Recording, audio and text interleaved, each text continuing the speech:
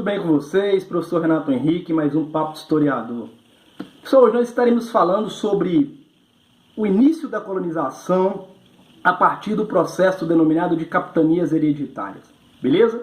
Gostaria que você que está assistindo nossas aulas compartilhasse, desse seu like, desse seus comentários, para que nós possamos estar melhorando a cada dia. Beleza?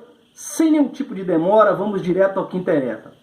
Primeiramente, as considerações políticas que levaram Portugal à convicção de que era necessário colonizar a terra. Ou seja, os políticos perceberam que se essa terra não fosse ocupada, ela seria invadida por alguém. Então havia uma necessidade de se colonizar este novo território. A expedição de Martim Afonso de Souza, em 1530 até 1533, é o marco do momento de transição. Ela representa uma mudança entre o velho e o novo período da história deste novo território. É interessante pensarmos o seguinte: dentre os objetivos estavam a patrulha da costa, estabelecer uma colônia através de concessão não hereditária. Essas terras seriam doadas ou entregues aos povoadores que vieram junto com Martim Afonso para cá a partir de 1532, com a efetivação da Vila de São Vicente. Eles teriam que explorar a terra, tendo em vista a necessidade da sua efetiva ocupação. Não menos importante, há indícios de que dizem que Martim Afonso ainda se encontrava no Brasil quando Dom João III decide criar as capitanias hereditárias. O que seriam essas capitanias? Nada mais do que a divisão do território em 15 quinhões, em 15 grandes áreas de terra, por uma série de linhas paralelas ao Equador, que iam do litoral ao meridiano de Tordesilhas, sendo que cada um desses quinhões era entregue aos chamados capitães donatários.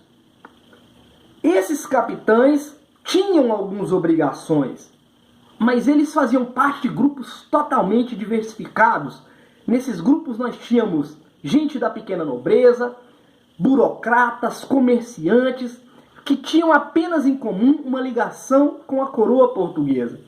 Estavam entre esses donatários o navegador Martim Afonso, Duarte Coelho, militar de destaque, que não tinha grandes posses, e ele vai ter a sua história exaltada ou ressaltada, porque ele vai ter êxito na capitania de Pernambuco.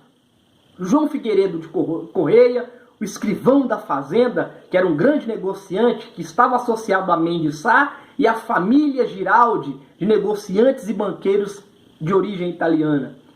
Nós vamos ter aqui também Pero Campo Tourinho, que vem para o Brasil.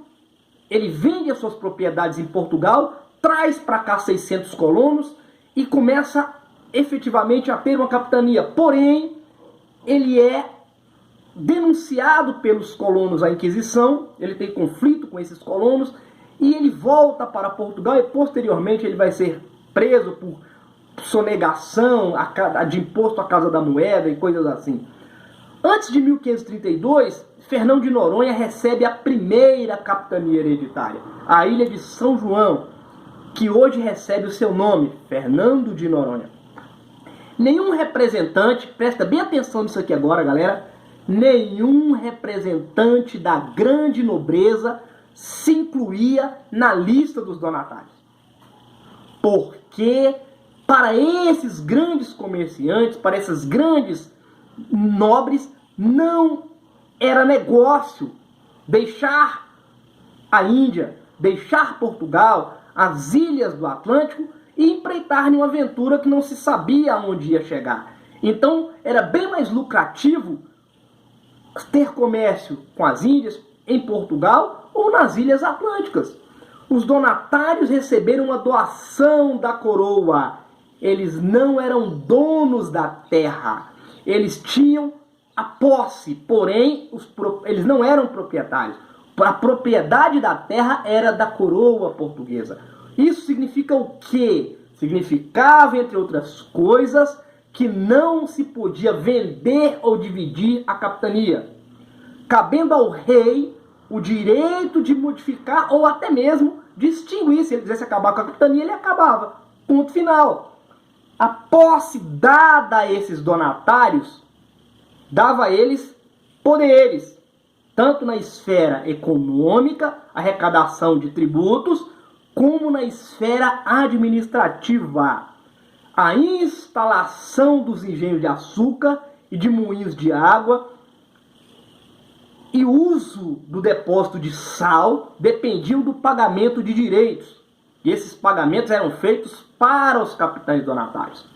Parte dos tributos devidos à coroa pela exploração do pau-brasil, posteriormente pelos metais preciosos, derivados da pesca, cabiam também aos capitães donatários. No ponto de vista administrativo, eles tinham o monopólio da justiça.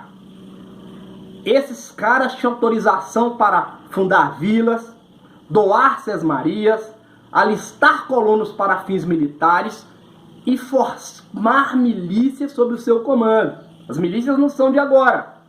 A atribuição de doar sesmarias é importante, pois deu origem à formação de vastos latifúndios. Os latifúndios começam a se formar a partir de 1532 aqui no Brasil.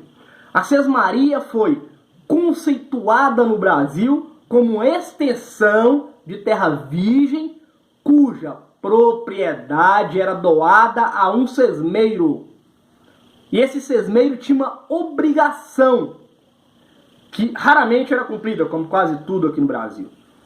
Ele tinha que cultivar essa terra no prazo de 5 anos e de pagar tributo à coroa. Muitas vezes não fazia nenhuma coisa nem outra. Houve em toda a colônia imensas sesmarias, de limites mal definidos, como a de Brás Cubas, que pegava parte dos atuais municípios de Santos, Cubatão e São Bernardo, e uma espécie de vigilância quanto à sua manutenção em forma. Ninguém sabia como é que era isso direito.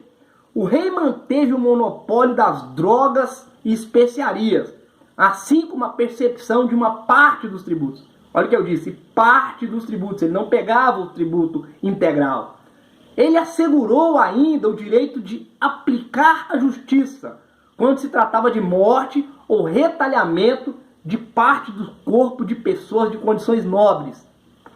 Isso aqui mostra que ele nomeia, o capitão donatário nomeia funcionários, porque o rei manda para cá, mas o capitão não cumpre, então ele nomeia funcionários, e esses funcionários, de certa forma, vêm para cá para garantir os tributos, para que os tributos voltem para a coroa. Por quê? Porque há uma briga aqui entre os funcionários do capitão donatário e os funcionários da coroa portuguesa. As capitanias hereditárias são uma instituição a que frequentemente os historiadores da velha guarda vão referir como, sobretudo, uma tese de que existe um feudo nessa colônia. Não existe o feudo aqui, pessoal, porque o modelo feudal de suzerania e vassalagem, da fidelidade, não existia nesse lugar. Então, essa discussão hoje não é interessante, mas nós sabemos que a formação complexa do modelo europeu não vigorou aqui em solo brasileiro. Vamos lembrar uma coisa. É muito interessante isso. Ao instituir as capitanias, a coroa ela lança mão de algumas fórmulas. E essas fórmulas elas têm origem na sociedade medieval europeia. Vamos usar um exemplo. O direito concedido aos donatários de obter pagamento para licenciar a instalação de engenho de açúcar. Esse direito é análogo às banalidades pagas pelos lavradores aos senhores feudais. Mas em essência, mesmo na sua forma original, as capitanias representaram uma tentativa transitória da ainda tateante coroa de colonizar esse lugar, com o objetivo de integrar a colônia a uma economia mercantil europeia.